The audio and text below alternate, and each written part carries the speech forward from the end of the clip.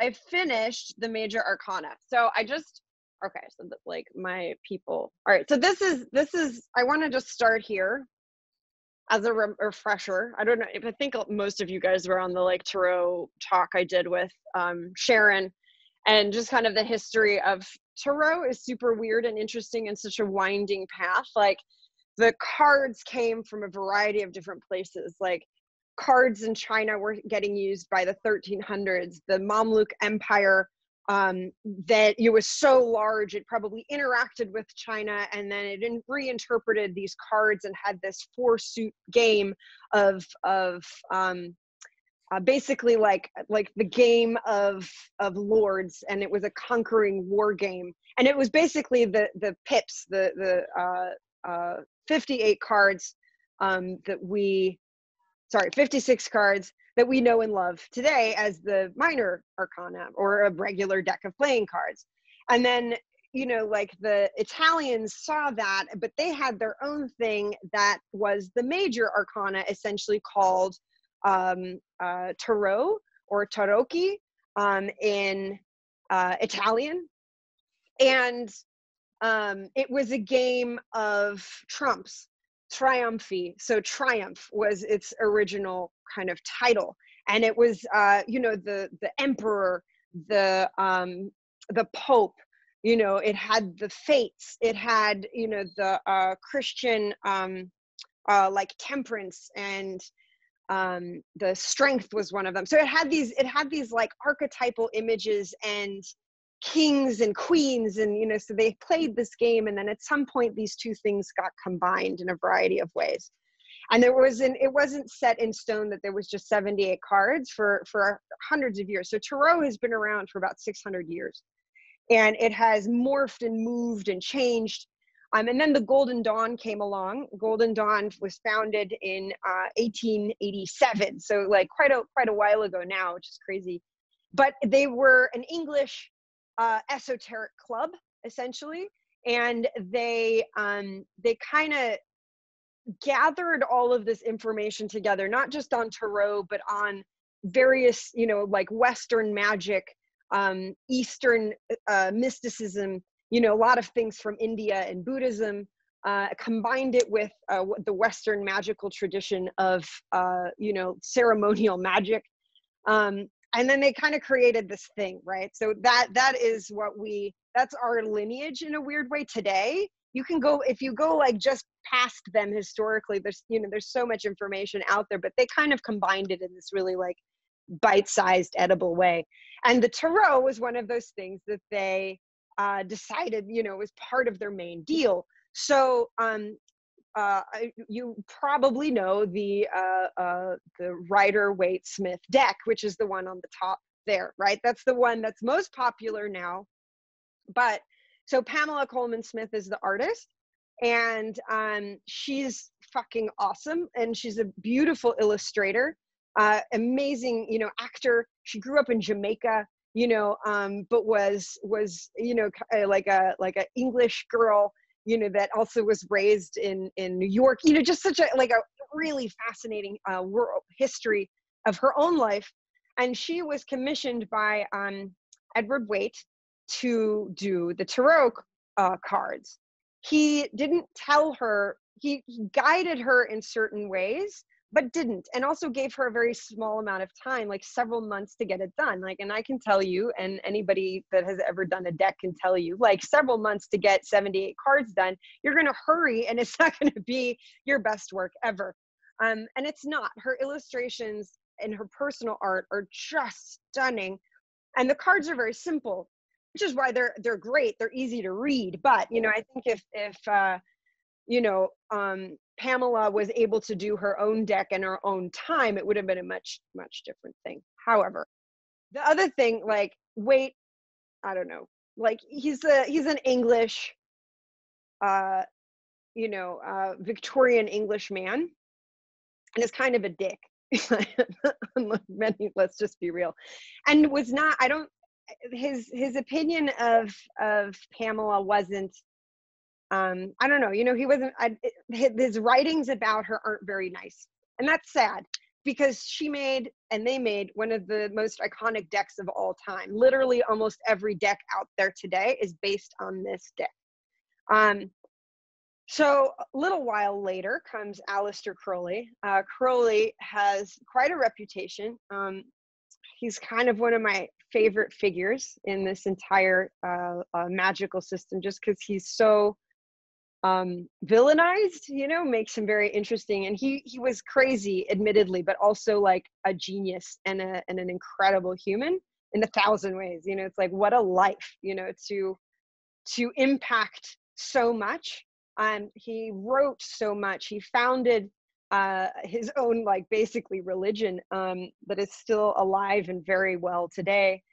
And towards the end of his life, Lady Frida Harris, who was a student and friend, she was in her 60s, approached Crowley and was like, hey, you should do a tarot deck. And he's like, no, F this. I'm not doing it. That's too much work. You know, he was like a heroin addict and like didn't give a fuck, you know, like did not want to deal. And was stewing in his own whatever by that point. And you know, and she was like, no, we're doing this. Like cut it out. And she persisted. And she was like, I'll pay you to do this. I will do the art, and you will make this your magnum opus. You will make this your thing, that you know, like all of your writings, all of your knowledge, all of your spirit is going to go into this, and I will illustrate it and I will paint it for you. And he was like, all right, if you're going to pay me, that's fine. Right? Like, who did, like, as an artist, like, I'm going to pay like this spiritual person, this person that I hold in esteem, and I'm going to do all the work and I'm paying him. You know, it's awesome. And they were great friends. And over the course of 5 years, they 6 years, I think, wait, 8 plus 13, 5. And they created this deck, the Thoth deck. And that is the deck I am modeling my Parrot tarot after. So the Thoth, obviously you can see the vast difference in style.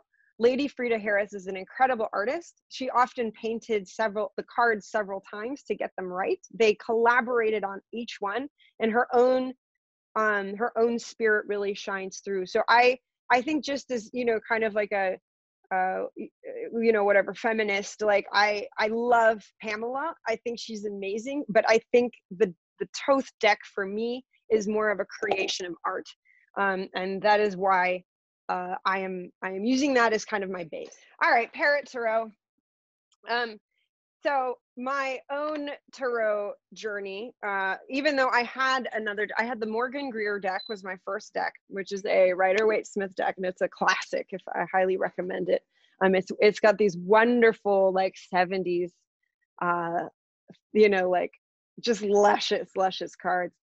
So that was my first deck, and I really tried. I tried really hard to understand what the heck was going on, and I got like tarot for you, you know, and I tried to work out what the cards mean. You know, I really tried to study for years, and I just could not get into it. And I kind of gave it up. I was like, I don't know what this is, you know, like, this isn't for me. So then my husband, when we were first dating, gave me a Thoth deck. And this is partially why I'm so in love with it. I had an inspiration to put a card under my pillow every single night and record my dreams the next day. And so for 78 nights in a row, I did this in order, the entire deck. And I had the most insane dreams for 78 nights in a row I could possibly tell you. And I did it again. I did it a second time, and I did the cards in a different order. And I got, you know, even more information out of them. And it was just, that really set me going. And I was like, oh, I get it now. I get what this is. I understand.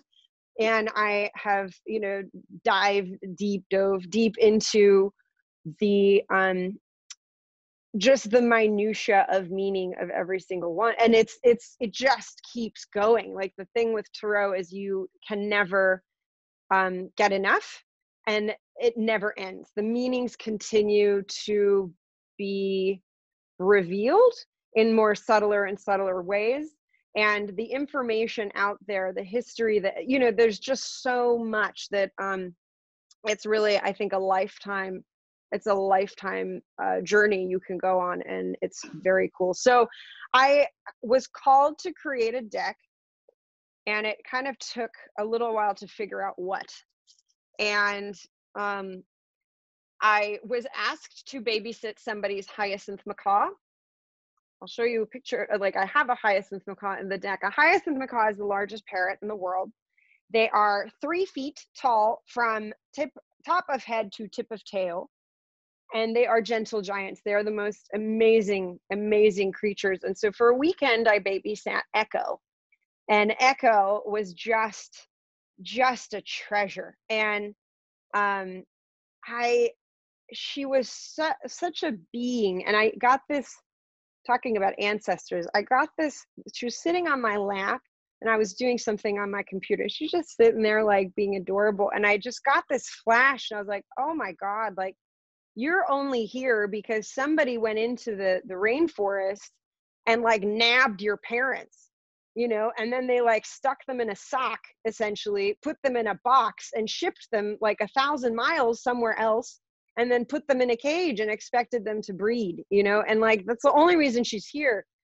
And I got this, like, you know, it just struck me, and it was so horrifying. And I did an ancestral healing for her right away. Just went in there and talked to her ancestors and just apologized, you know. And it was this, her whole mood shifted. It was incredible.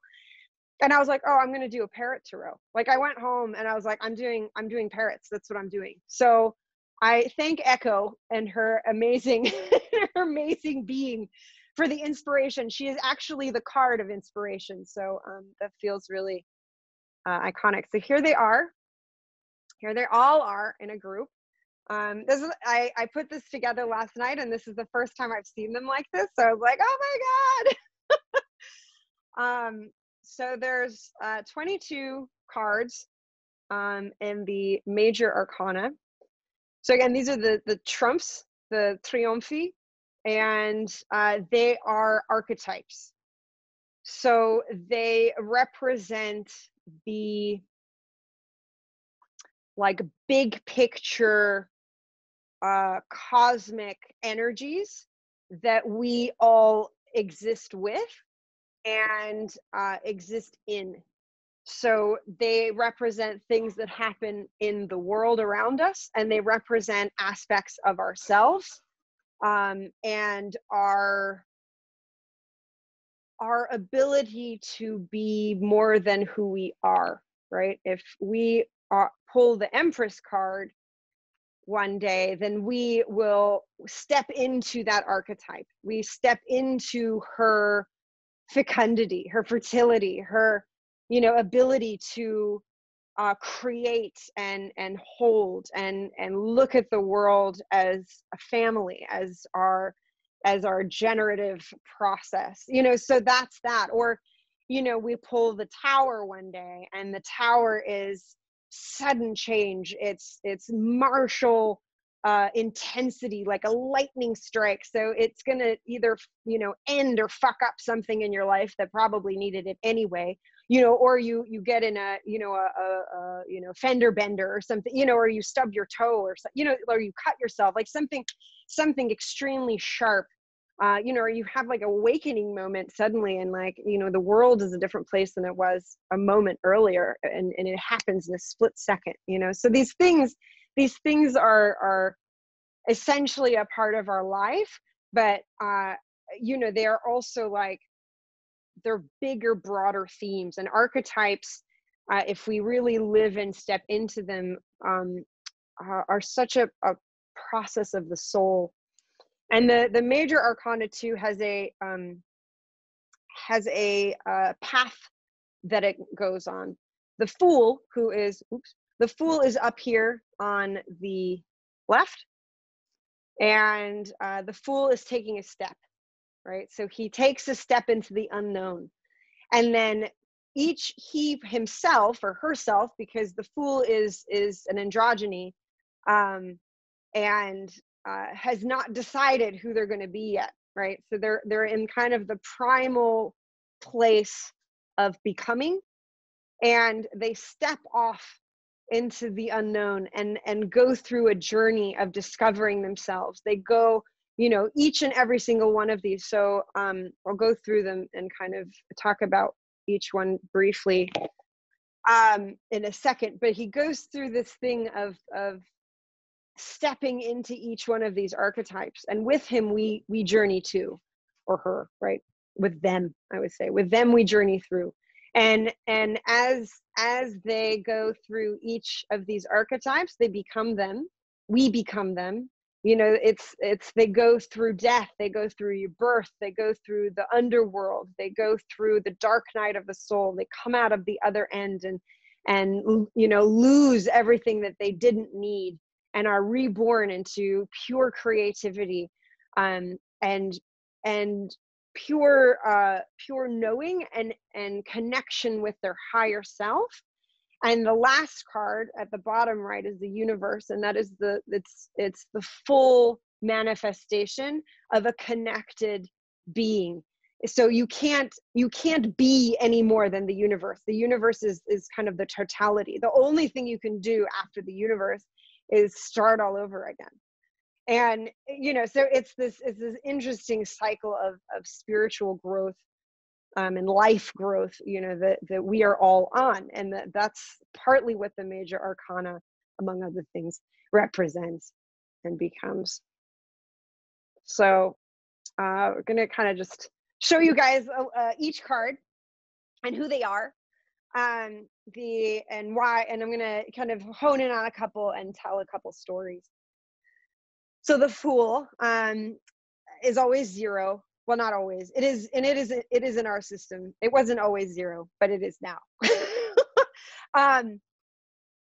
The Fool is the beginning, as I mentioned. So umbrella cockatoos, if you've ever watched any YouTube videos of umbrella cockatoos, I highly recommend it. They're hilarious. They are, you know, wild in Australia. They are just troublemakers and just wonderful, you know, trickster beings.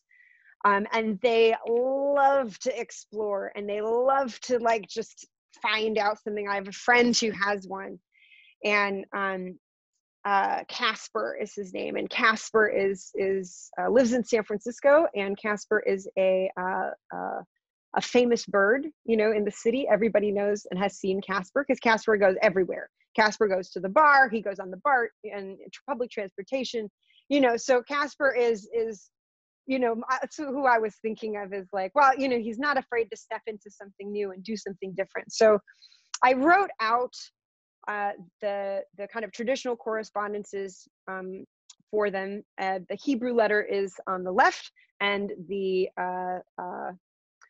zodiacal, planetary, and elemental correspondence is always on the right. So Aleph means air, and that is what. So the air is movable. It does all sorts of different things. The Magus is an African gray. So this is a portrait of my little Sam. And I gave Sam a paintbrush, and he posed for me for this really nicely. And the African gray, so this is when I'll dive into symbolism-wise a bit more. Also, the African grays are one of the most intelligent I mean, all parrots are fucking smart as shit. You know, it's just like, they just pick certain ones to kind of test all the time. And grays are one of them. And the first person who did cognitive tests on parrots is a woman named Dr. Pepperberg, and she had an African gray. And in the 70s, when she began her research, people thought birds specifically, because the only bird they ever did tests on in lab was pigeons. And then they assumed every bird was like a pigeon, like, hello. Anyway, so they very strongly in the science community in the 70s, the belief was that animals, especially birds, only functioned on instinct. Everything they did was instinctual, that they did not think for themselves. They could not reason. They could not predict the future. And they were just automata, essentially functioning on instinct. It's like Nothing makes me more furious than something like that. Like, I want to hit people when, you know what I mean? It's like, how could you think that anyway. So luckily, there was Dr. Pepperberg, Irene Pepperberg, decided that that's bullshit and like she's going to prove it. And she got an African gray. I think she didn't pick an African gray, it's just because that's what they had at the pet store. And she began studying. And Alex is incredibly famous for being able to count, to identify colors, and put things together and reason and predict the future. And he changed what animal cognitive research looks like. And so my little guy is he's a rescue. So I portrayed him with his fluffy feathers that are missing. You know, I portrayed him in the way he is. So grays are extremely popular pets because they talk, right? And they're funny. And the thing is, however, is they're extremely sensitive. They are highly social. And because of their intelligence and sensitivity, it's like having a 5-year-old kid in a bird body. So people, I don't think, expect how much work and attention and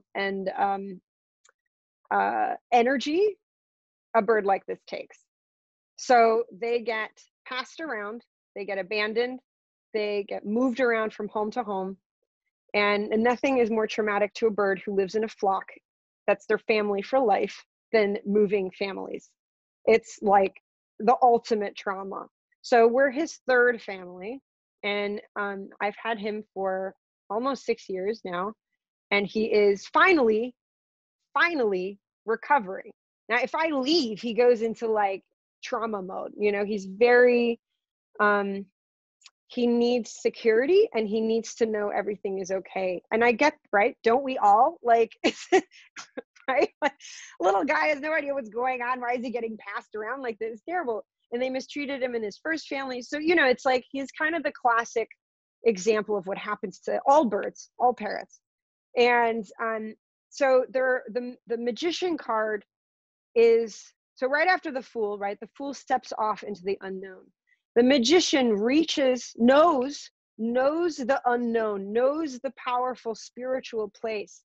The you know, the formless beyond is his experience, right? Like, it's the same thing when we have like a psychedelic experience or a meditative experience, that we rocket into some other place, like the furtive void and the all at the same time, right? Like the thing we experience that goes beyond words. Now, you come back into normal reality. We're lucky, we're artists, we can at least try to make pictures of it. But how do you explain that? There's no words for that experience, right? None. Like, it surpasses our vocabulary. So the magician is in this duality place where he has experienced the, you know, truth, quote unquote, whatever. And now he has to live in the world and function in the world. And he is not like everyone else because he's had this experience, right? And can't explain it. So that monkey, that funny little monkey that's peeking out behind the crystals, that is something that is in the Toth deck that I particularly like, but it's kind of the monkey on your back. It's kind of the thing that, like, you can't explain this. So I liken that to what it must be like to be a highly intelligent creature that is in a cage in someone's home, that is so out of touch with their normal, what should be their normal experience. And yet they still communicate and they're still able to connect, but they can't ever really be a part of us, right? Because we can understand each other, but we are not the same. And so there's a sadness there.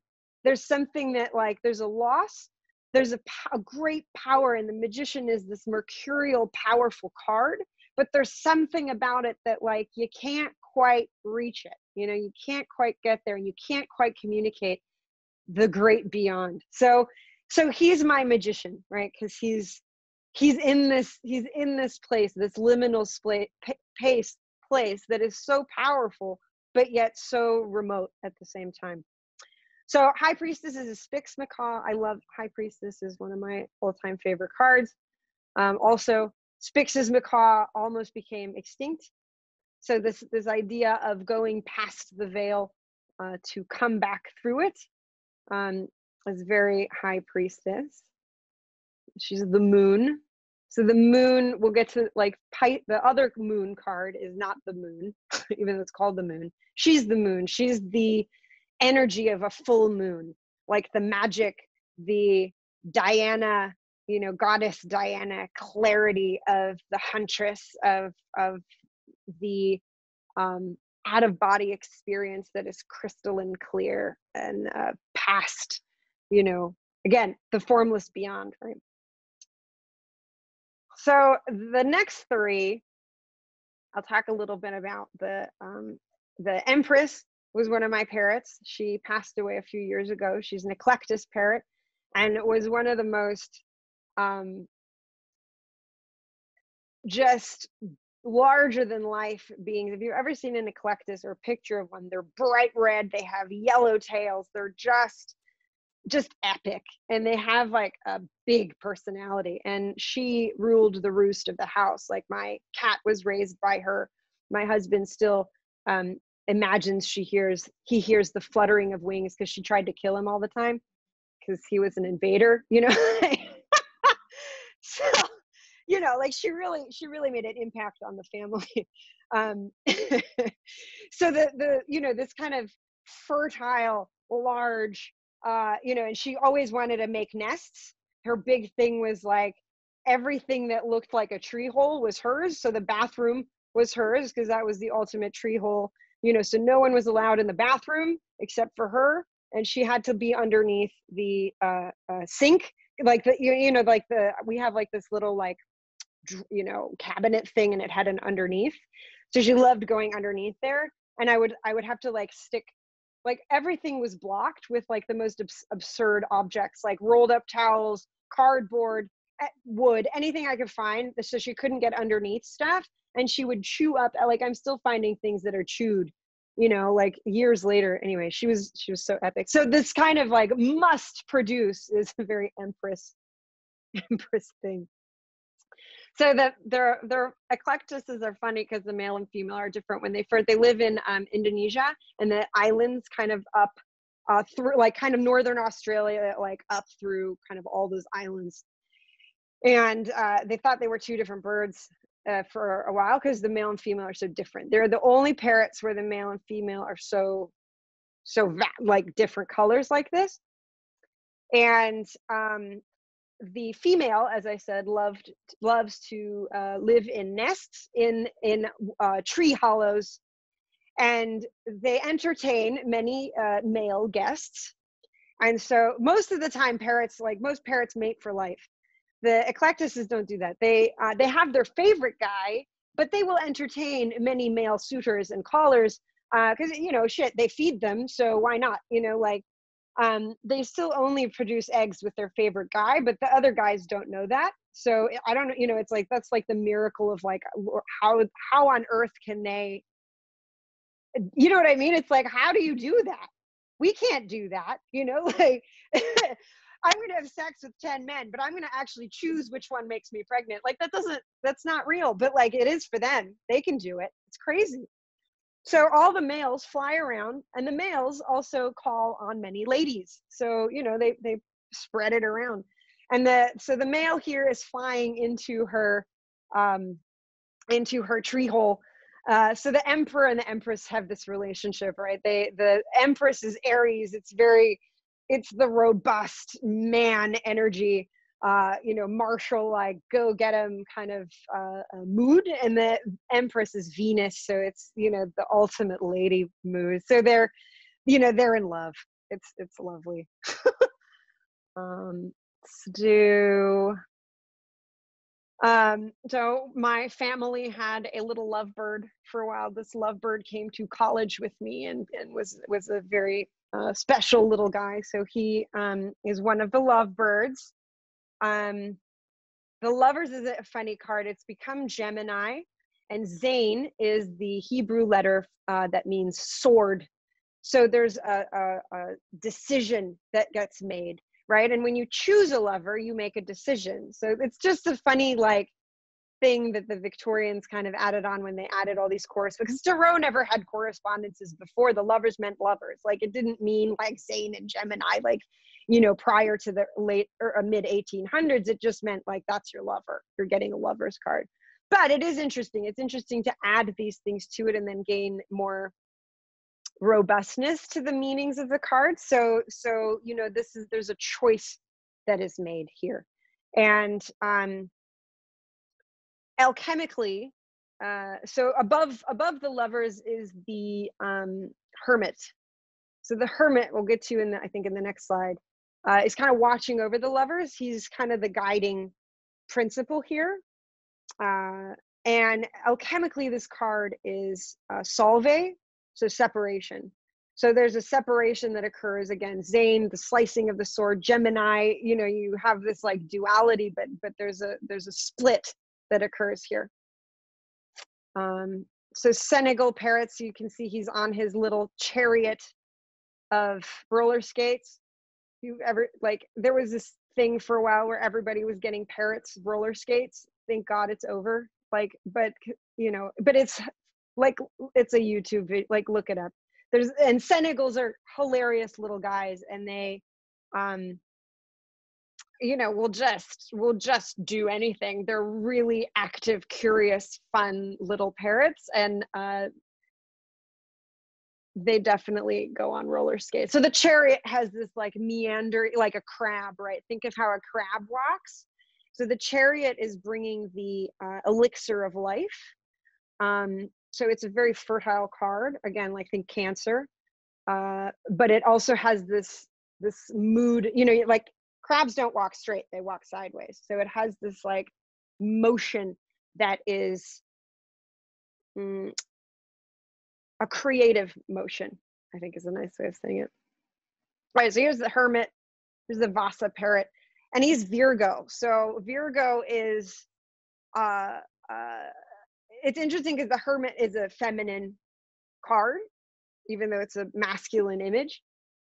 So it's going into the secrets of feminine fertility and cosmic fertility, and really, you know, like working that in the depths of the psyche, in the depths of meditation, going into that fertile place and bringing something forth. So the egg with the snake around it is the image of great rebirth, right? And cosmic rebirth. The egg and the snake are very fertile in that way.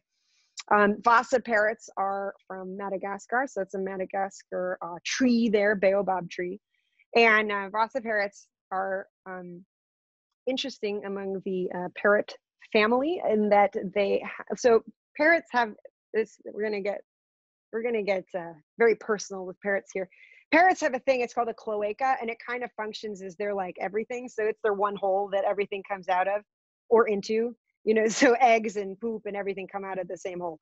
So Vasa parrots have a thing, their cloaca extends almost into a like labial semi-penis thing. So they are very fertile. And if you have one as a pet and you don't know that this is what happens to them, it is terrifying.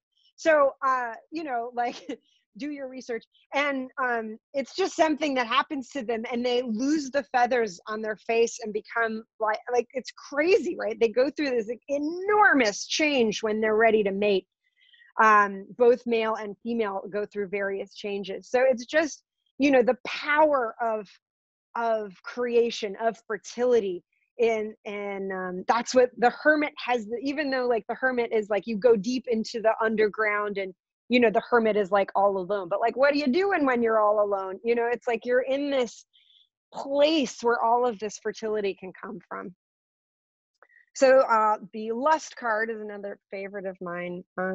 That's my cat underneath, and kind of hearkening back to the Empress, the red bird, my little red bird definitely kept my cat in line. Like one time I came home from the gym and I hadn't opened the door yet, and I could hear Victoria, my eclectus, I could hear her yelling, like, no, no. I'm like, what the fuck? You know, so she's like yelling at the other, like, my Sam was whistling something, and she was like, no, you know, why are you telling him what to do? Such a bitch, you know. And then like another time, you know, we were woken up in the middle of the night because the cat was chewing on some plastic or batting something around or something. And, you know, out of nowhere in the darkness is like, Chi Chi Boo, Chi Chi Boo, which is my cat's name is Chi Chi Boo. So like the bird was yelling at her to shut up. You know, I was like, holy shit, like what goes on when I'm not home? So, you know, they're really, and the lust card is strength. Is it's lust in the Crowley system, it's strength in the Rider-Waite, and it's traditionally been for a very long time it's been kind of a virginal, you know, lady with a lion. So it's this like notion of conquering your animal nature, if you will. So prior to that, it was actually like a guy with a club beating a lion. So, you know, you get different moods through the ages. And then when kind of, you know, became more Christianized, you get this like virgin with a lion, which is what the Rider-Waite Smith has. And then Crowley comes along and he's like, F this, you know, like you don't want to conquer your animal nature. You want to make friends with it. You want to have it be a part of your power. And so the lust card, it features a woman riding a beast, a bestial lion, you know, and it's this mood of, it's not about, you know, so here it's kind of like a tongue-in-cheek, like she's riding the cat, right? But you know, it's this card is a power card. It's not about suppressing your urges. It's about incorporating them and letting them be used to give you life, right? This is a life affirming card. You know, it's like fuck the virgin and the animal thing, like own it, you know, like own your power. And so this card is one of my favorite. Let's do the death card in this one. The death is an interesting one. It is Scorpio. Nun means fish.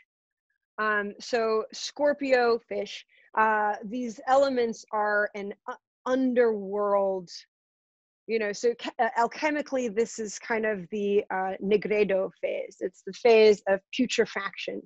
It is going into the depths and, you know, letting yourself just fall apart and rot, you know. But the interesting thing is, of course, is when you do that, the putrefaction is almost like it's fermentation too, right? So in distillation, the ferment is where the alcohol is made. It's where the stuff is. But there's things breaking down and dying to create this new thing. And so this is the ultimate transformation card. You pull the death card, it doesn't, you know, a death literally is a transformation. Your one thing ends and Lord knows what happens afterwards, you know, but like you're definitely going through something when you die. So, you know, and you can have little deaths all the time. So there's it's, you know, and you have a big experience, you know, there's a part of you that dies and then is reborn again, right? So Simone, like what we were talking about, like this is the thing, this is the loss and the transformation that then will occur afterwards. So it's a big card. The Carolina parakeet is extinct. It was the only parrot that we know of that lived in North America. When settlers first came, there were flocks of thousands, something like the passenger pigeon. Sorry, there were flocks of thousands. And they lived from the East Coast into kind of around Montana area. So that whole range was just filled with these little guys. And they, over the course of about 100 years, just disappeared. And no one knows why. To this day, no one knows why. There's like maybe deforestation, kind of people hunted them, but like not really, you know, like they didn't like get in the way of stuff. They just couldn't, whatever, you know, no one studied them. So no one has any idea what they ate or like what they did, what they needed, you know. So just in the course of people coming and settling, cutting down trees, moving things around, that they just couldn't take it. So they are gone. The crazy thing is the last Carolina parakeet and the last passenger pigeon shared a cage at the Cincinnati Zoo. They lived together for a couple years. The Carolina parakeet died first, and then the passenger pigeon passed away a few years later, and thus ended two huge contributors to the North American environment that we have no idea how they disappeared. But they, you know, it's just crazy, right? So that's an ultimate, and this is a skeleton of a Carolina parakeet, of the last one. And the flowers around there are corpse flowers. So right when I was painting this, I happen to have one, and they're amazing things. The one at the bottom that he's standing on is a Rafflesia, and they grow in Borneo. It is the largest flower in the world. That is one. They're like 3 feet across, and when they bloom, they smell like dead flesh. So they attract flies, are their main source that they propagate from. And so the guys kind of up on the side that look like lilies, that is my plant. It's called a Voodoo Lily. Mine grew to be about 4.5 feet tall. And I can tell you with certainty that I think you guys are in the country, right? Or I grew up in the country. There is a very specific smell when a mouse has died behind your wall and is decaying. And this smells like you put 10 mice into a plastic bag for 3 weeks, and then you open it up. It is so foul. It is so unbelievably foul. Thankfully, I have really nice landlord, and I could put it outside in the back, because like we were dying. We were dying. So it stinks for about a week, and then this bloom just dies, and then it grows this other thing. So it's this bizarre like object that from a potato looking thing grows into this flower. The flower dies, just completely falls down, and now like it grows into this giant tree like leaf that's 7 feet tall in my house. Like, what the fuck? So it goes through this cycle of complete death, rebirth, and is literally the scent of death. So, you know, it's very appropriate. Anyway, I love the death card. So there's Echo on the right. There's my little hyacinth macabre. These are all so the devil card is another one that like you pull, often people freak out, you know, and like, oh my God. Devil card is about incarnation, you know, like in the traditional Rider-Waite deck, it's a devil with like 2 people on chains. Like the people don't look mad, you know, they're just hanging out. They've got chains around their neck, and the devil's like, ha ha ha, you know. It's so there's something like I pull the devil card a lot when I have a lot of work to do. You know, it's like I am a slave to my work, right? Like I'm in chains. I have to do this, and I can either hate it or I can be okay with it. And then so the devil card has this like mood that you can work with it. It's not something that's terrible. It's something that like you just got to do it kind of thing. It's also life. There's something when, you know, when you incarnate into a corporeal form, the devil, you know, Satan, rules the world. We are in his domain. Life is satanic, if you want to look at it that way. And I, you know, thankfully I wasn't raised, you know, Christian, so I don't have like weird things about it. And I particularly enjoy, I love researching it because it's fascinating to me. But this idea that you know the world is bad is, you know, kind of at the heart of Christianity. Christianity is a transcendent religion. They want to get out of the world, right? So God is good, everything in heaven is great, the body, earth, is dirty and slimy and awful, you know. And in my mind, and Shara, as we were like talking, going to the old ways, the earth, the body is great. So there's, it's like the transcendence and the corporealness of life, is what the devil card is really about. So those two babies are the the beings in change. And if you ever see, like, drawing these was hilarious, because staring at like baby birds, they're so ugly when they're born, it's unbelievable, but they're so ugly, they're adorable, I think. And these are just, they're baby Pesquet's parrots, and they're just like, what? They're just coming into the world, and like getting out of your cozy warm egg, suddenly into cold, like, like life is awful. So that's kind of, the mood of the devil card is interesting. And then it goes straight into the tower, right? So we go from Capricorn to Mars, and the tower, everyone has a card in tarot that they like hate. The tower is my card. I freak out if I have the tower. Like, I do like sympathetic magic. I knock shit over on purpose. Like, I can't, it's like, shit, what's going to happen? So I drew the tower, and I was on a roll with these cards this year. I was like, just doing one a week, I was like, yes. And then like life suddenly became unbelievably unmanageable. It got so busy and so many things were happening, I couldn't do the next card. So I was stuck in this like Marshall tower energy for like a month and a half, and it sucked. But the tower is a interesting thing. So it's, of course, it's a tower getting hit by lightning. So it used to be called the House of God.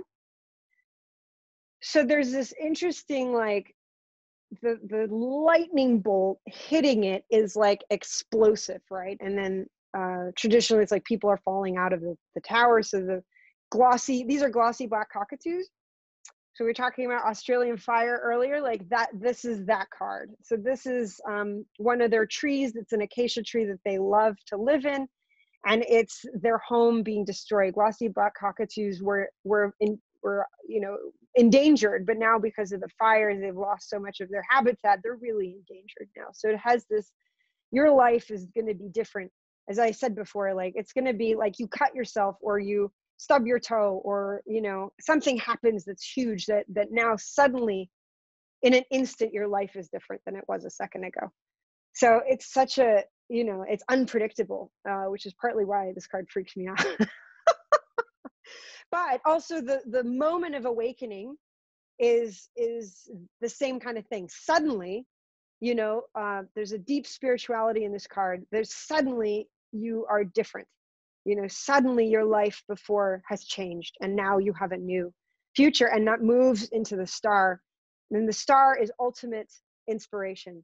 It is, the source. It's like, and I love from the hot to the cool. The Aquarian, like, dreamy, the cool light of stars is what this card is. And it's that washing over you and cooling you and healing you from whatever the fuck just happened in the last card, is now bringing you into like this caress of starlight, and saying, you can be you, you can express, you can bring this forth. And so that's little echo, my muse for this deck. And then getting to the end, the moon, I'll do the moon. The moon is another one. Like, why is the moon Pisces when the high priestess is the moon? Like, how does that work? So the moon is shadow work often. I think of the moon as like the new moon, the black moon. So it's Pisces, so it's deep, dark. Kolf means back of the head. So there's something unseen here. This is your unconscious mind, and it can be fear, it can be unknowing, it's stuff that happens, that bubbles up from your unconscious, things that are hard to deal with, shadow aspects of life. So it's a tough card, but often it's like woozy and like weird, experientially.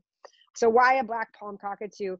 Black palm cockatoos are one of my favorite creatures in the world. They are so why did I put it on this card? They are one of the oldest evolved parrots. So they have been around in this form for a very long time. They make music. they get sticks and they drum, and every one of them has kind of their own songs. They drum in their own style. They learn from each other, but then they drum, they create their own thing.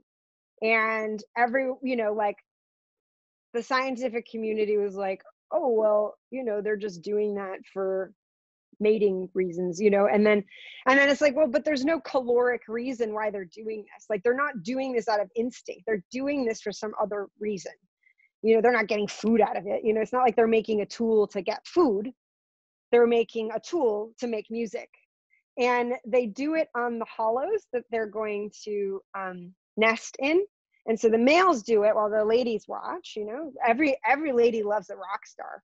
You know what I mean? It's like, it's a thing. Obviously, it's a thing in the bird world too. So they drum on a very lovely nest site, and then they'll split up their tool, their drumstick, and they'll split it up and put it in the next box as an offering to the ladies, and then the ladies love it. So it's this whole like ritual, and I put them on the moon card because this is one of those things that like scientists try to explain in this like scientific way.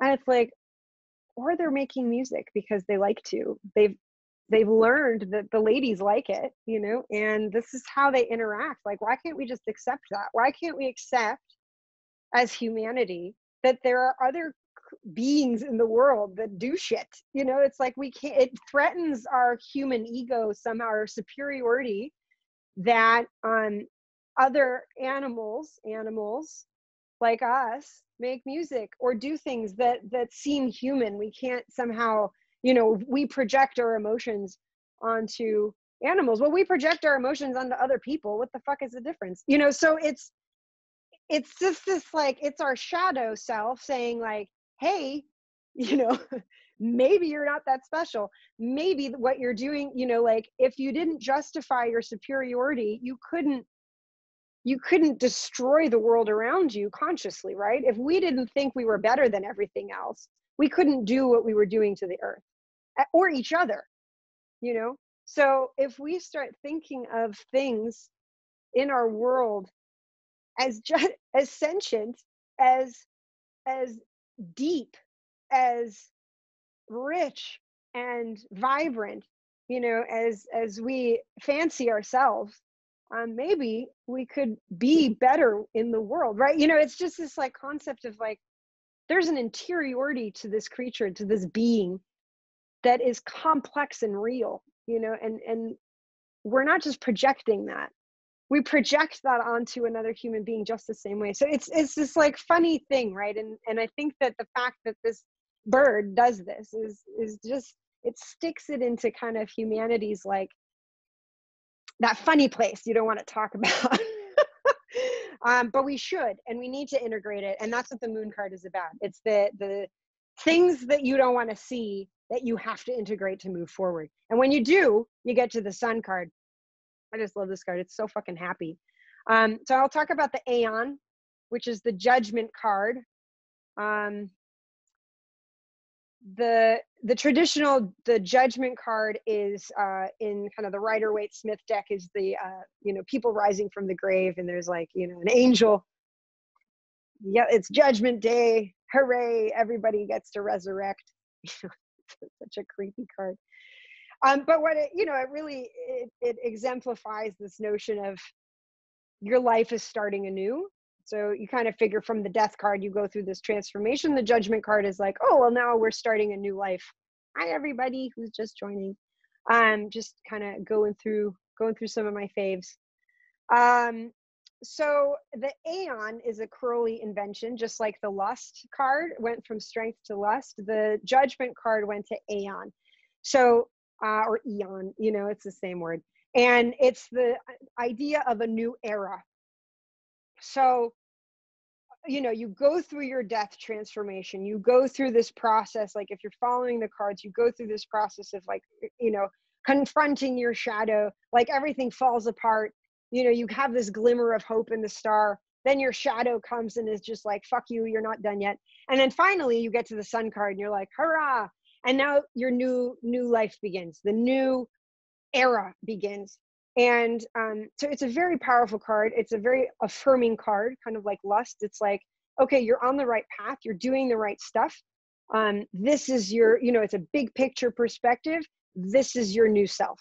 Welcome to the new you, So I have a dinosaur, a celestial dinosaur, kind of as the Nuit, the goddess of the stars, of night, above. So parrots birds are descended from dinosaurs, theropods specifically, which T-Rex was a part of. I, as a child, thought I was a T-Rex for several years, and I would walk around the house as a T-Rex and put out my stuffed animals and hunt them, and get them in the jugular, bring them back to my nest, and I would watch dinosaur videos all day. I was like 4. I was obsessed. And the first thing I ever drew was a bird person. So I don't know, it's just the running theme in my life. But dinosaurs are the old era, right?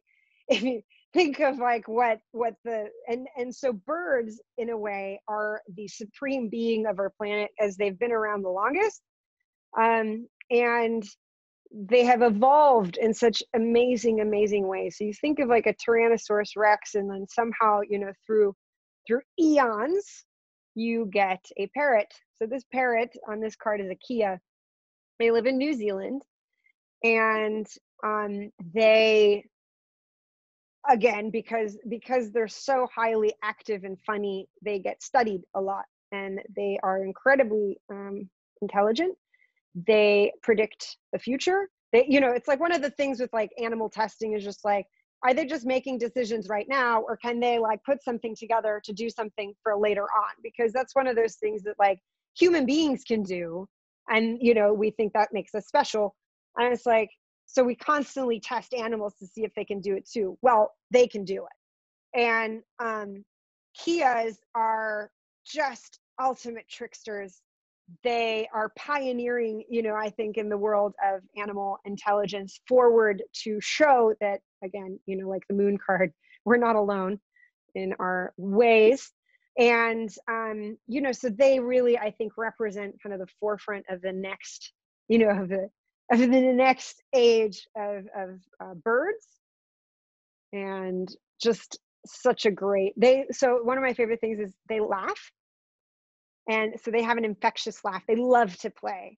So if they hear another Kia laughing, they'll just get all like, woo, and then they'll start laughing, and they'll start like hopping around and like playing with each other. So their whole way of interacting socially is through play.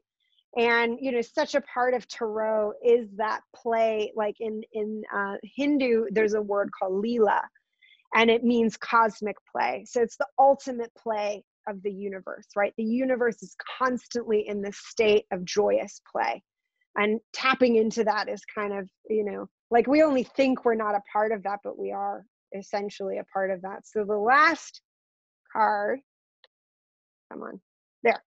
The last card is the universe.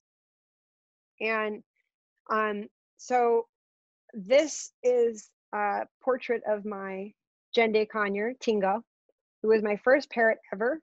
Their genus name is Aratinga gendea, and at 13 years old, I thought the Tinga was cute, and so that became her name.